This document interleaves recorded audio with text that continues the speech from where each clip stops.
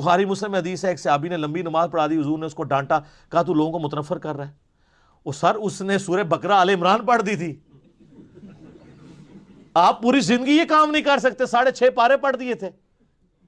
نبی علیہ السلام کی جو عام ایوریج نماز ہے نا سر، وہ آدھے گھنٹے کی ہوتی تھی. فجر کی نماز آدھے سے پونے گھنٹے کی، عشاء کی بھی اتنی، زور اثر بھی 20 منٹ سے کم نہیں ہوتی تھی، کیونکہ بخاری مسلم میں وہ باقاعدہ صورتیں رپورٹ ہوئی ہوئی ہیں جو نبی علیہ السلام پڑھا کرتے تھے. تو آپ ذرا اس سے کیلکولیشن کر لیں. سنن نسائی میں حدیث ہے، ہم صحابہ کرام کے نبی علیہ السلام کے پیچھے 10 تسبیحات شمار کیا کرتے تھے رکوع اور سجدے میں.